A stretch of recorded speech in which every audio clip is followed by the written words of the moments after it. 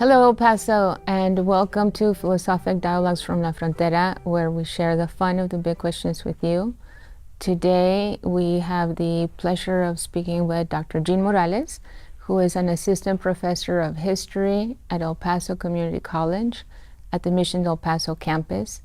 In 2021, he created Stories of the Displaced, which digitally remaps former residents and relocation sites of those removed by urban renewal projects in San Antonio. His recent publications can be seen in the Journal of South Texas, the Washington Post, and the University of Richmond's Mapping Inequality project, which examines the homeowners' loan corporations' residential segregation redlining maps in the U.S. I failed to mention that my name is Kim Diaz, philosopher here at EPCC. My name is Jules Simon. I'm a professor of philosophy at UTEP. And so please visit the EPCC YouTube channel for more of our programming. So welcome. Oh, thank you. Well, so nice to have you. Thank you. Thank you. Yeah. Thank you for having me. Yeah. I would like to begin with the first question because the word democracy gets thrown around a lot recently. And we thought asking the big questions, we would ask some of our colleagues, what is democracy? From your perspective, what do you think democracy is? Well, from my perspective, democracy is just a collection group of people that vote in a system that is representative of themselves. Historically, as a historian, has that been the primary definition? Absolutely not. I turn to that when I think about like democracy, when we're talking about it with my students and everything else too, especially in the college, because when we're thinking about that, we have to really form it as a part of this, like, who's constructing the democracy? What are they stating about it specifically? And even the creation of the United States at the early stages in the 1700s, right, was not the democracy that we see even till today.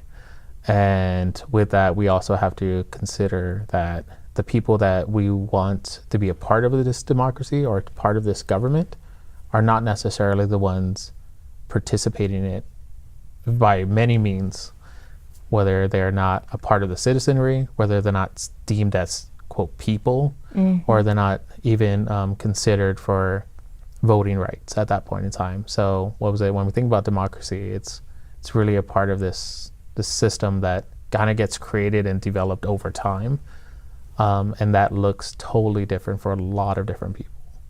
And I think that's one thing we have to consider when we think about it, especially in history. I saw a couple of things I heard when you were talking. One is you immediately brought up something that's interesting for us, we philosophers, is that this distinction between the actual function of an entity or a thing called democracy, how democracy works, and its ideal, its ideal understanding. So you're working with that already, right? You know, we have this understanding of democracy. It's a term, and it refers to the way people get together and represent their interests and things like that. But in actuality, it's not clear exactly how that functions because there's all these different perspectives, right? Is that fair to begin with? Yeah, absolutely. That's one of those things you work with. I work with a lot because to think about the United States as, the democracy I've lived in, right? Or whatever it is at this point in time, because when we think about democracy, they're already thinking about those questions. Like the early individuals, mainly rich white men at that point in time, right? That were property owning men. And property means various things at this point in time, including people, already considering the exact same thing, right? Like we have this idea, how do we put it into practice? And then this is where you get some fundamental things that get established within the United States in itself, which one of them is the Electoral College, right? Like they can't come up with this compromise of how do we elect people. We're not going to use the popular vote, but then we can't get elections within our appointments within the Congress or Senate, right? And so they come up with the Electoral College, and then that in itself based on population, 3/5 compromise, where at least they introduce literal slavery into the Constitution, right? When they're talking about for every 5 individual slaves, we're only going to count 3. That's also a part of the House of Representatives. And so we're already starting off with these fundamental pieces of our own democracy that are part of these kind of like ideals that they're trying to practice, but also these fundamental practices that they're going to implement. And then... Well, fundamental flaws, one of the basic ways that we think about democracy is that it has something to do with representing all the people, right? Yeah. So if already you're building into it in a constitutional way, right? In a legal way, a legally binding way, how we're thinking about those people who are part of this enclosed bordered entity, right? And some of those people are slaves, right? And they're part of the property calculus. That's already undermining this ideal. Absolutely. Right? I mean, it's already a problematic situation. And if it's built into our history. Yeah, absolutely. Right? Yeah, I think that's when we think about history and we think about democracy, even the people that are forming democracies are already looking at history of that point in time. Yeah. And that's very recent history for them, right? It could be 30, 40 years before that they're a democracy around them that gets established. If we see places like Mexico or even see like Haiti. And Haiti, we have to understand that democracy or that kind of democracy is already established on a totally different empire with the French compared to the British. And in addition, that's already establishing the fact that you can include former enslaved individuals into this democracy. So these flaws were fundamentally a part of that point in society for the United States that they didn't want to give up, but others did. And we kind of see how that interaction kind of develops over time, right? And do a lot of countries follow Haiti? No. And I think that's what's really a big part of history and thinking about democracy, because when we start thinking about inclusion, we also have to start thinking about exclusion from that democracy. And that's these flaws that are already baked into the system, right? Yeah, and I hear this other perspective that you're developing right now. And it's nice that you draw on that so easily, your kind of historical comparative approach, right? Because you look at these different systems and how they develop over time, and then that tells us something about how we're dealing with the ideal and the reality, right? So that's really nice too, and it's already moving into the second question, right? Why is it important to think about democracy? Why do you think it's important for our viewers, right, for us to think about democracy? Can I modify that a bit? Sure. Just not even to think about it and just kind of continue to the way you're drawing on your expertise, right? But to think about it historically as well. Yeah, but like I'd like to believe we are in a democracy, not ideal, but I'd like to believe that we do live in a democracy. Why? But it seems to me that a lot of us, we just get preoccupied with everyday things, and we don't really think about what that means. So why do you think that might be important for us? Yeah, I think that's a really good question, because thinking about that, like on the daily life and thinking about democracy, I think I remember, can I use an example, right? I remember talking to my mom about this, and we were talking about like national politics and everything else too. And I was like, like when we think about government and we think about like what our access to the government is, it's very basic. I was like, it could be literally the sewage drain that gave out that the city owns.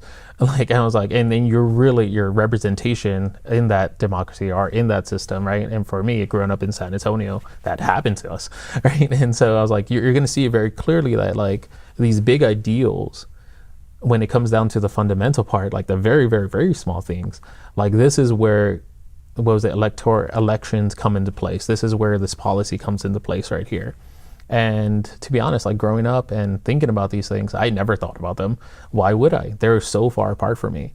Until I really started seeing how close these policies and these issues were to me. And those are surrounding everybody. And a lot of people don't realize that. And I think that's fair. I was like, that's fair. Because I'm thinking about a daily life. If I'm in the grind of it every day, I'm thinking about work. I'm thinking about probably going to school. I'm thinking about probably paying my bills, right? But then there's so many things around that, those issues that you're not even seeing as a part of this democracy and part of what you can say within this government, right? And this is like a big thing for a lot of people when they don't realize this. I was one of them. And so think about historically, I mean, you don't have to think that far. And I tell my students all this all the time. I was like, history's not that hard to understand. I was like, it's simple yes or no questions sometimes. And at the end of the day, it's really gaining information from it. And this is what allows you to critically think. And critical thinking comes on the very, very basic level. And when we start thinking about and having these issues, right, like talking about like, oh yeah, democracy is this, and all these countries are doing this, right, and this is what we're doing, and these are your Bill of Rights, right? Fundamentally, when it comes down to it, is it in your best interest? Yes or no? And when you start thinking about that question, you start critically thinking and analyzing the situations around it, right? So this plumbing issue that we had in the back of our ditch that literally affected us on the level that we had in one household, right? That goes down to the fact that, was I looking at the policies that will affect me? Is there enough money within the city's treasury for this, right? Does the city manager have all these things? Does the actually elected individuals, it really represent our special interest, our best interest at this point in time? And, I mean, it was just a plumbing issue. Right, and some guy with his crew came by, fixed it within a day. That's how easy it can be to start thinking about these issues, and they don't have to be that big sometimes. That was nice. You very nice. You addressed both of our both parts of our question here. The kind of everydayness that we engage in is tied actually to the way democracy works. Right? And just for the sake of contrast, if we didn't have a democracy, then how would the plumbing be fixed?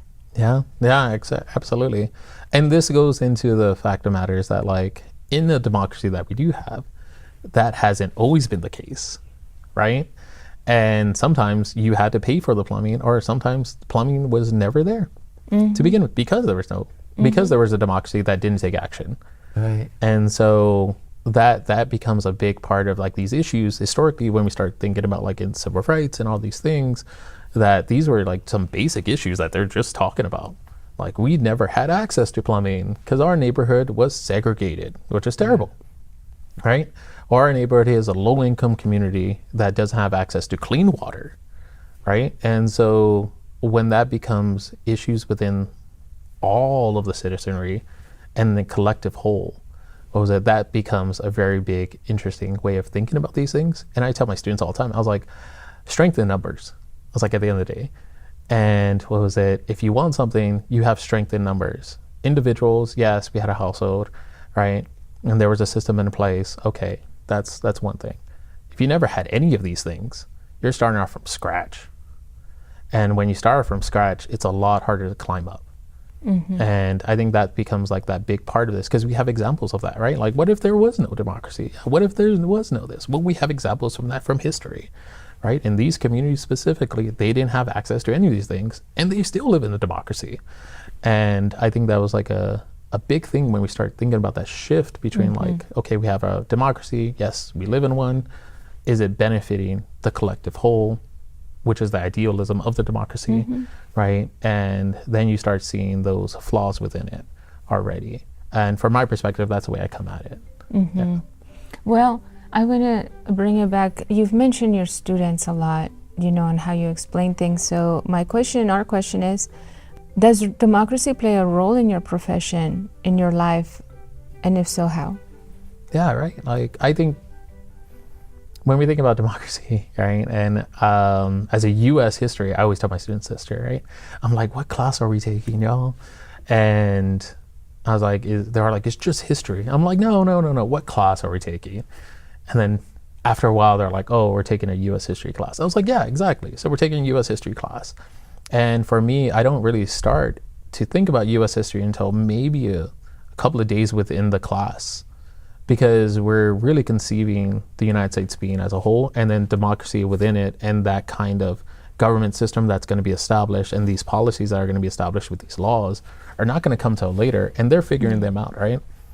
And they first have the Articles of Confederation, and then they build up into the Constitution, right? And that was a whole mix-up. And so when I think about that, yeah, it does play a big part into my life in that sense, in my career and then my profession and then even my research. But I think as a citizen of the United States or as a part of the United States, because you don't have to be a citizen to access some of these like laws or anything like that, which is good. Yeah, I think it plays a huge part into this kind of system that we already have and this democracy that we kind of all are working in, whether we know it or not. I think it really does play a part into every individual's lives. Talk to anybody on the street, might seem a little bit different, but talk to anybody that has been affected by the laws or has been trying to access some of these laws, and that's a different kind of story you're going to hear, because there's a lot of things that affect us even on the daily basis in this democracy. They really do, especially here in El Paso, right? I think I was telling you a little bit before that it's at the border where the country begins. And for a lot of people crossing that border, and I use this all the time in class too, this analogy, I was like, it's really when you're crossing these borders that you're going to experience totally different governments. A lot of students bring up language, and I'm like, whoa, who's here who speaks Spanish? And then everybody's all like, yeah, I do. I'm like, yeah, so language doesn't really stop. But I was like, laws, currency, policy, governments, these things change depending on which country you're in. And I was like, for a lot of students, they understand what literally crossing a border means. Okay, so we can understand that, then we can understand what these laws are when you cross over to a different side, because that changes now who you are, how you're adapting to situations around you. And I think that's like a really, really interesting kind of perspective that I didn't grow up with, but I learned here when I was a student at UTEP myself, and I understood that even more so just living here along the US-Mexico border, to where these policies really do fundamentally become a part of somebody's life. And navigating that is sometimes at a young age of you're a kid, sometimes all the way up until you're an adult, you're still doing these things. And I think that's still part of a lot of people's lives. Yeah, given your comments and that perspective, and maybe you can continue on, just commenting about that, or we can explore that, your thoughts on this, because our next question has to do with the functioning of democracy in our country. And given what you said about the country beginning at the border, mm-hmm. Maybe you can share a little bit more about your thoughts on how your experience of the border situation demonstrates the way that the democracy is functioning in the U.S. Is it doing well according from a border perspective, a La Frontera perspective, or is it challenging our understanding of how democracy is supposed to work? I think it's challenging it. Yeah. And I wouldn't technically label it as situation, because situations very, in my perspective, situations are very one-dimensional. Yeah. And when we're dealing with people's lives, it's never on one situation, it's on an entire experience between it, right? Mm-hmm. And so it's more the process of experiencing that. And it does challenge it all the time, right? Like every single case that comes out of here, every single issue that draws from the border, every single person that crosses it, every single person that lives in the United States becomes a part of it, is a part of this community already. And so because of that, I think it's just it's a unique perspective.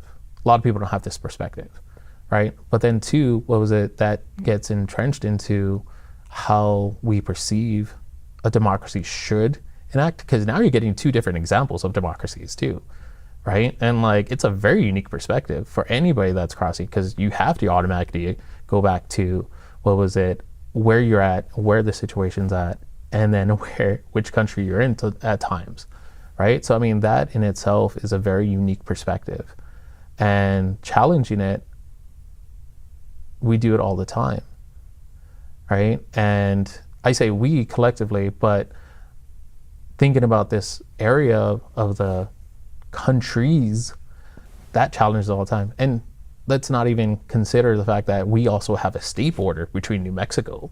That's a totally different state governed from Texas.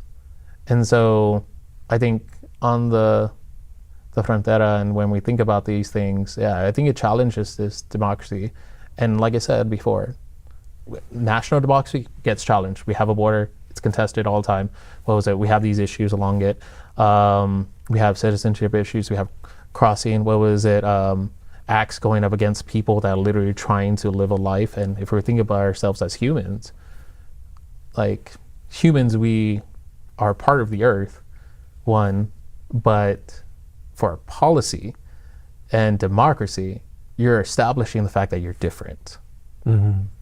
And that right there is, thinking about it in this sense, that right there is already going in contradiction of it, right? And so I think that's already automatically challenging it. But then when we go to state level, right, like there's a lot of things you can do in New Mexico that you cannot do or say in Texas.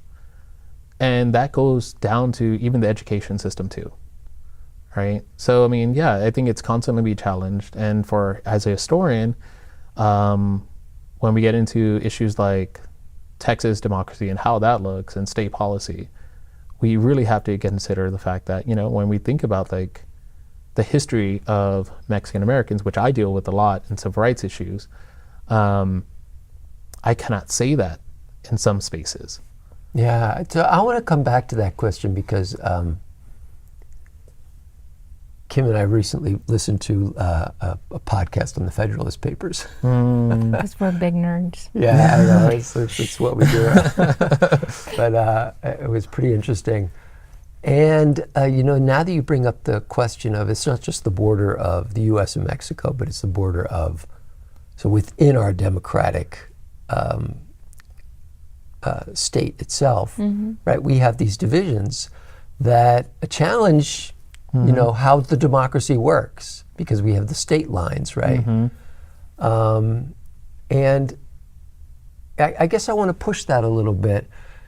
Is it in fact the case that having these really distinct, constitutionally mandated state rights for the states as distinct from each other, is that something that helps, like, the general populace in terms of their democratic participation? Like, if I don't like how things are going on in Texas, I can move to New Mexico, right? Oh yeah. That kind of perspective. If I don't like how things are going in California, I can move to Montana, right, or something like that.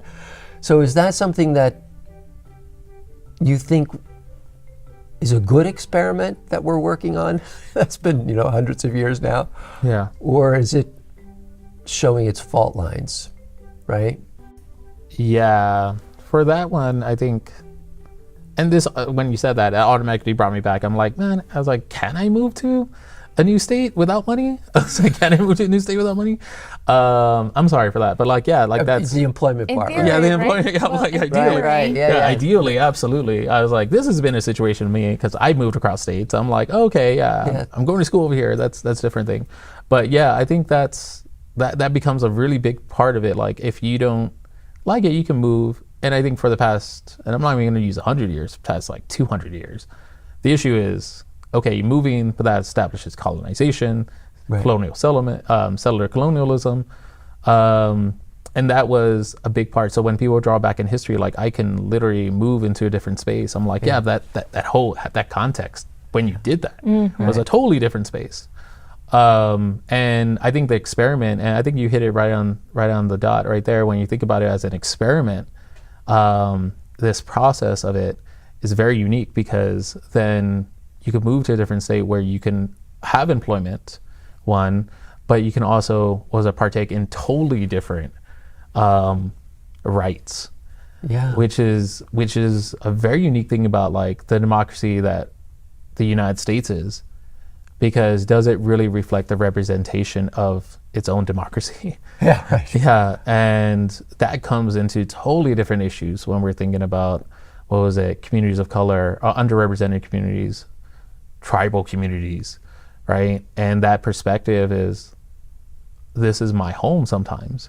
Right. I cannot even leave it. And that's the very real perspective when we think about like, oh yeah, I'm gonna leave. And I think that was like one of the things I was hearing a lot about these past few elections. If I don't like the president, I'm gonna leave. I'm like, wow, you have that option. I was like, you have that option to leave, right? My family's here, my job's here, my life is here. And I was like, to think about leaving sometimes is very idealistic sometimes. Yeah, practically and existentially, it's just not possible for the vast majority of people. Oh yeah, right? absolutely. This issue of mobility is almost like a red herring, right? Yeah, you throw that in there. Yeah. You know, we're not as actually mobile as as we pretend to be. Right? No, absolutely. Yeah. And I mean, there is a good deal of mobility, and that happens, is. and it causes, it's created the kind of dynamic we have in our democratic republic, right? Oh yeah, absolutely.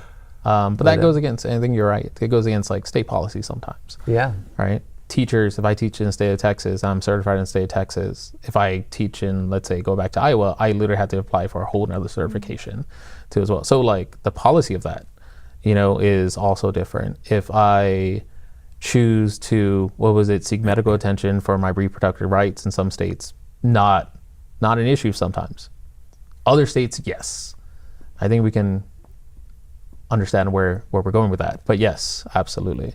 Right? State of Texas is totally different compared to other states. And not just reproductive rights too, right? I mean, censorship laws. Absolutely. Right? Those kinds of things, right? And Medical rights. Medical rights. Medical rights, exactly. Right. Okay, I'm going to talk about this next one, which, looking at them now, I see that they're really kind of like the same thing. So I'll read them.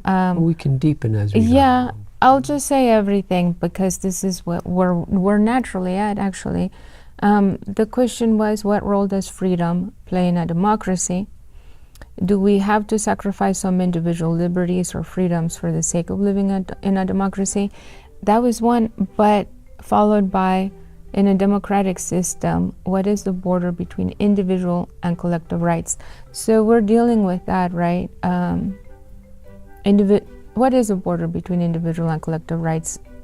And how do we protect minority rights, right? Earlier you mentioned there's power in numbers in a democracy. So what if...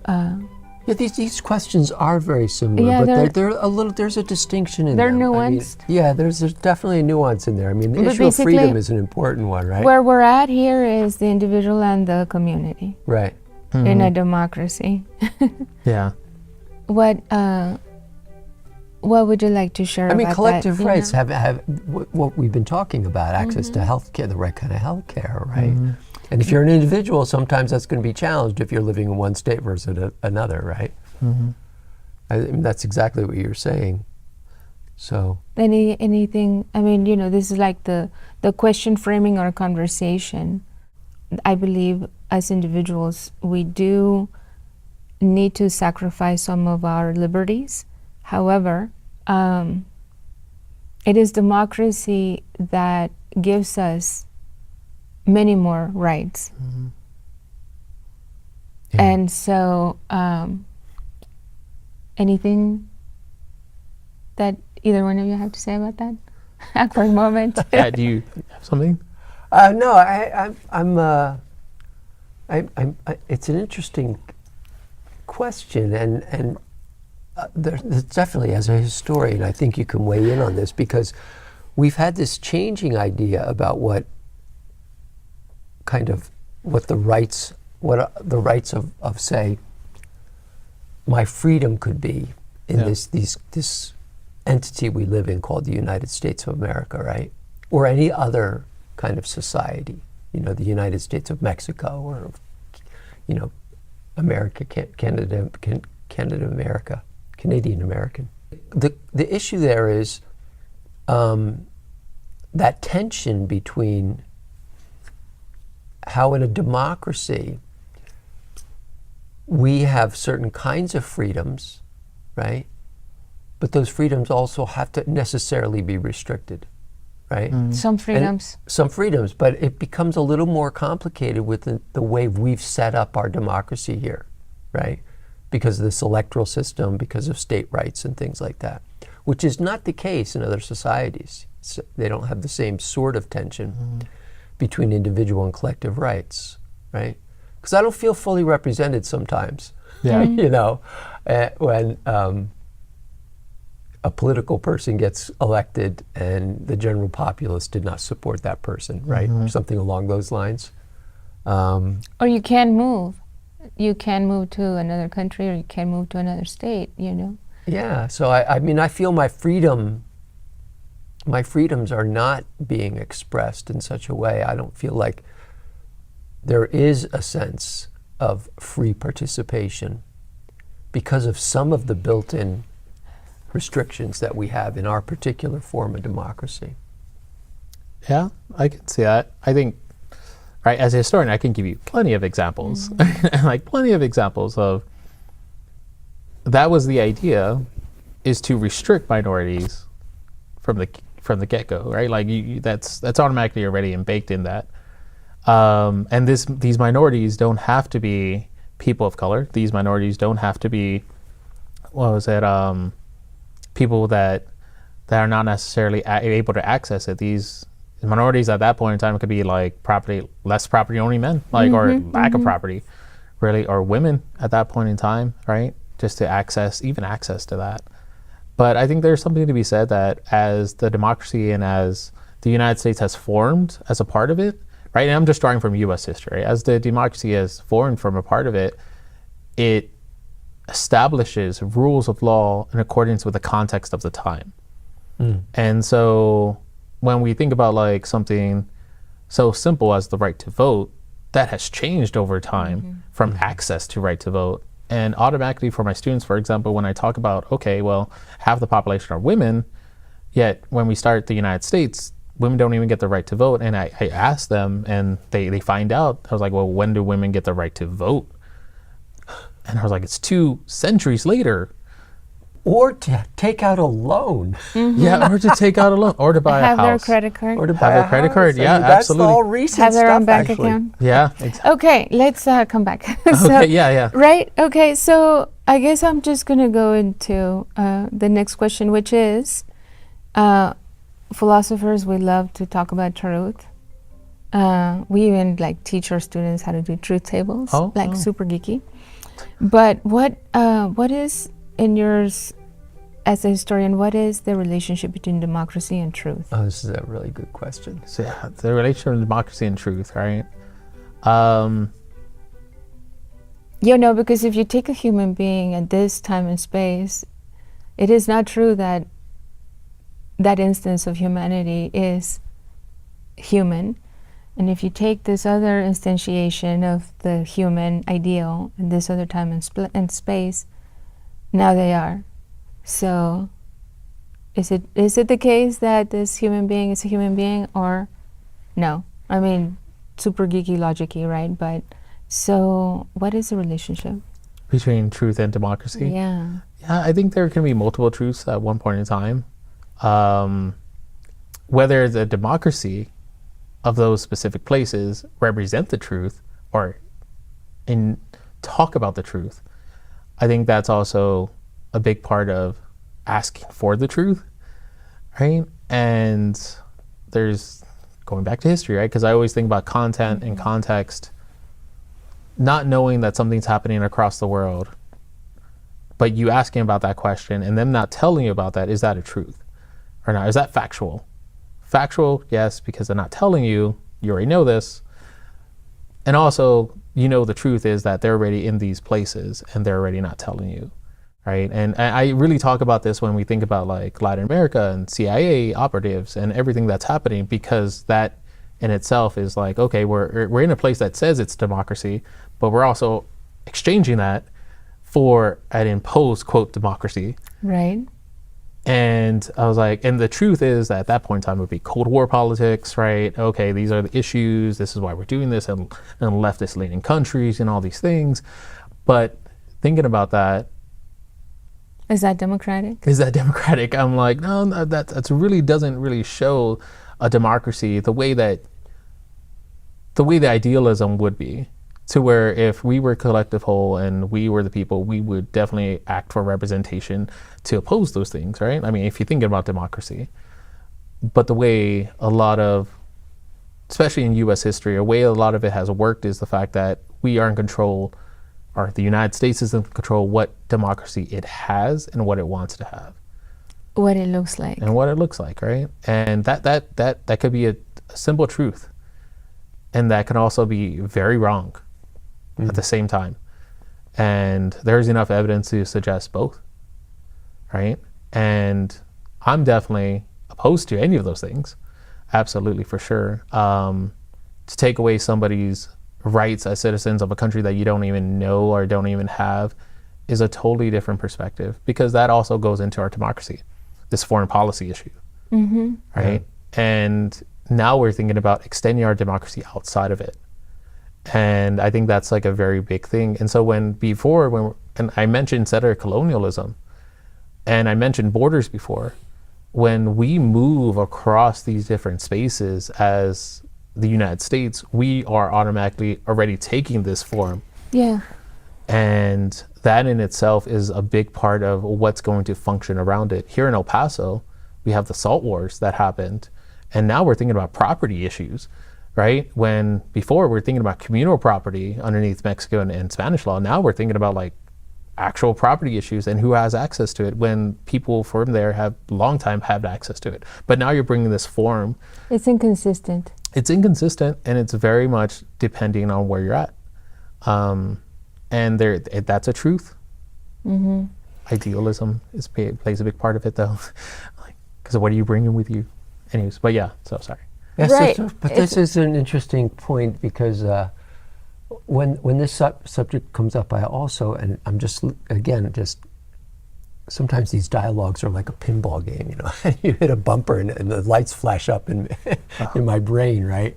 And one of those things was, one of those lights that were flashing up was, you can do a comparative sort of analysis and say this is how democracy looks, and the truth of a democracy in our country versus, you know, the next country over, right? And we have a comparative model we can set up, right? But even within, say, the United States of America, there's the truth of how things are, and this is the whole importance why we want to talk about CIA operatives and, you know, the way our government attempts to export its idea of democracy.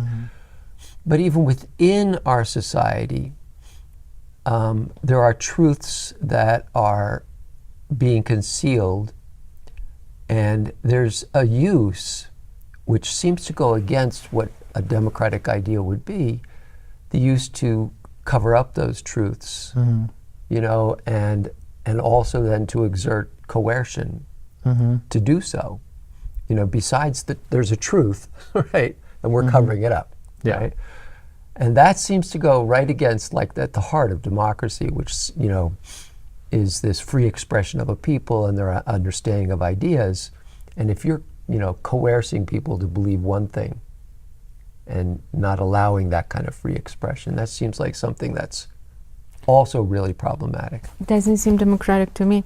So my question is, do we need an independent judiciary, a free press? Oh, right.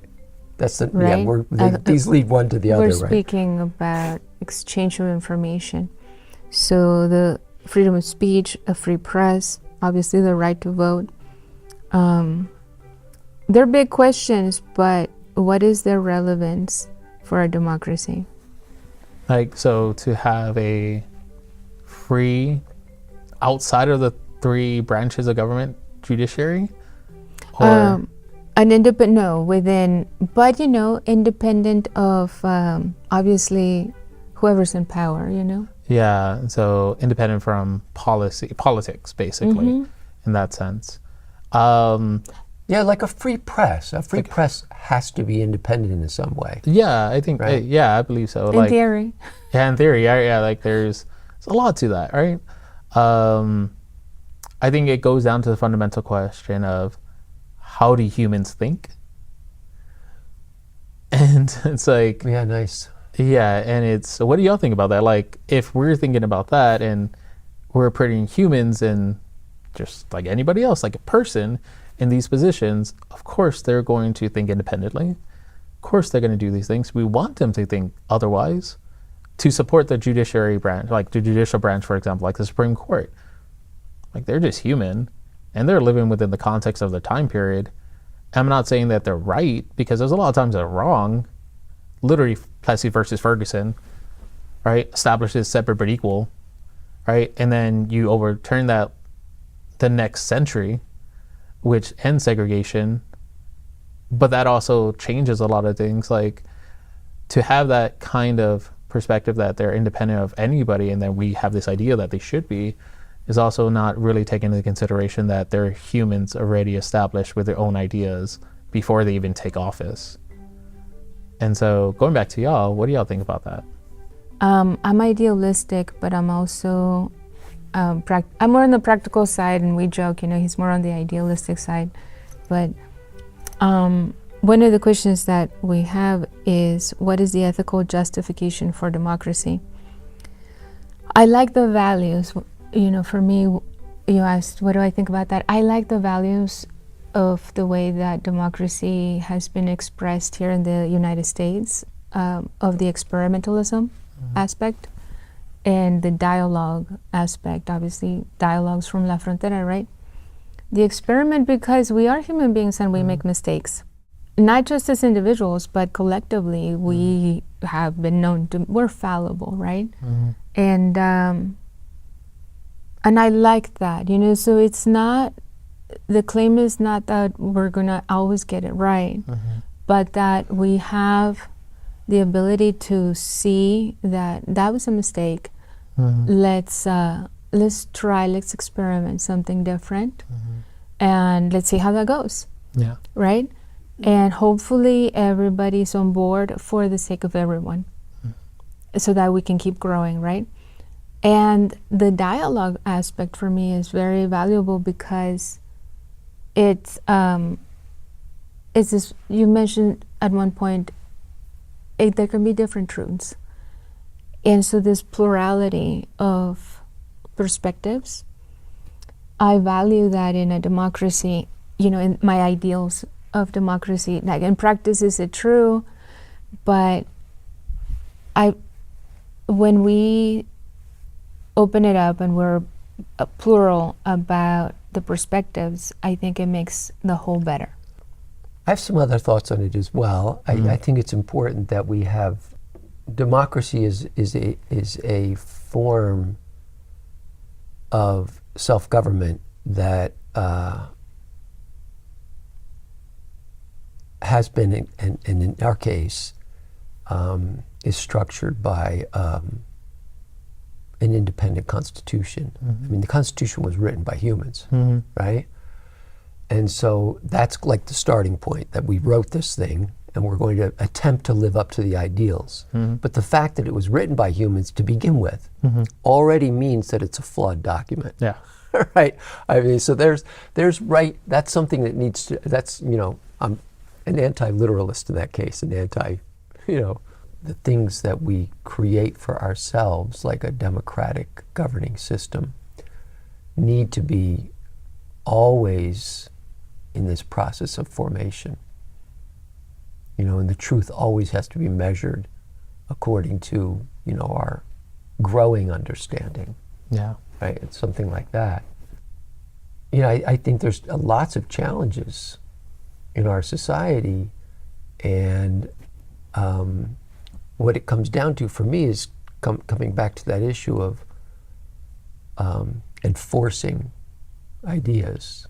If we censor expressions of speech and censor, our exchange of ideas with each other, and we attempt to forcibly manipulate the process, I think that's problematic there. And that to me is a part of the whole democratic question. That we have to keep in mind that we're not in this experiment that could lead to violence but shouldn't. So there's the kind of ethical twist to it. What do you think? Well, one of the questions here is, what is the ethical justification for democracy? I think y'all kind of hit a little bit on both ends of it, though. Like, I love the fact that you brought up pluralism, right? Like that, yeah, like that stuff. And then the flawness of it is the fact that at the end of the day, as humans, yes, we do make mistakes. The ethicalness is, can we learn from our mistakes? And I think when we look at history, like, yes, there's been lots of times when people have learned from mistakes. The creation of a constitution was a learning from one mistake, literally learning from the Articles of Confederation. So of course that's already in there. And then I love this other one. It's like, we don't know what's going to happen next. And so they even bake that in. They're like, there's going to be a law that we're not even going to find out, like, that we need later on. So there's going to be an amendment that states that if you want to make more amendments, you can, right? And I think that's like a part of this, like, ethics. Like, are we learning from the mistakes? Are we learning from this? Are we achieving the best possible democracy that we can understand? Because I think at the time, it's just, depending on any time, it's understanding what you got in front of you. And I'll be the first one to say it. Like, when I read a piece of paper, especially something as, from my perspective, as in-depth as the Constitution or anything like that, I'm like, okay, can I translate this into my own language? And so I'm just like, okay, well, bringing that perspective into that, like, okay, how can that justify what I'm doing right now? How is that ethical for the next person? That's, if I believe this, what about the next person in line that's also believing something else? And that's where that kind of pluralism kind of comes into place. Like, you're working that out. I think at the end of the day, when it comes to the harming of another individual in the democracy, that's when it needs to really be established that this cannot happen. And ethics versus values in that situation become like a really big determining factors. Whose ethics are you going to believe and whose values are you going to believe it? Because at the end of the day, democracy is kind of this big belief that we all have. We're making it real because we're having these pieces of paper tell us it is, and we're having these wars that say that it did do something. But at the end of the day, we've seen governments, we've seen constitutions fall, and they've established other ones because they didn't believe that it was working for the best interests of their individuals. And that has played out not in U.S. history as much one time, right? But that has played out multiple times within other countries and other governments. I want to move our attention to another E word. So besides ethics, the importance of education for democracy, because that comes up in your response just now. Oh yeah, that. What do y'all think about it? Because y'all deal with, I mean, you're educators. You're educators, right? All three of us are educators, right? I think it's fundamental. I think it's fundamental. For a democracy, right? Yeah. You have to have a pretty advanced level of education, actually, to be informed. Right. One example that for me was in Mexico, I think it was in the 20s, the positivistas, because we had, I think it was in the 1920s, the argument was you need an elite group of scientists. It was positivism. It was French positivism that got brought in as a value into the Mexican democracy at the time. And, you want to, it was actually really Platonic, like the expert. You want the expert, right? You want the philosopher French, king. There's some French in that, the French influence in that, right? But yeah, I think, get to that democracy, right? The democracy of the Greeks, which was, you gotta let the experts make the policies. You can't be asking this guy who's like tilling the land or the mechanic with his greasy hands, like, what do they know about democracy? You gotta let the experts.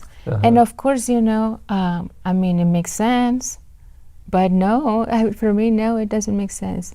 How about we educate everybody so that we raise the level of awareness and political, and so that they can speak up for themselves as to what they need, and also question the perspective of the experts and bring in their own perspective, right? So for me, education is part of that.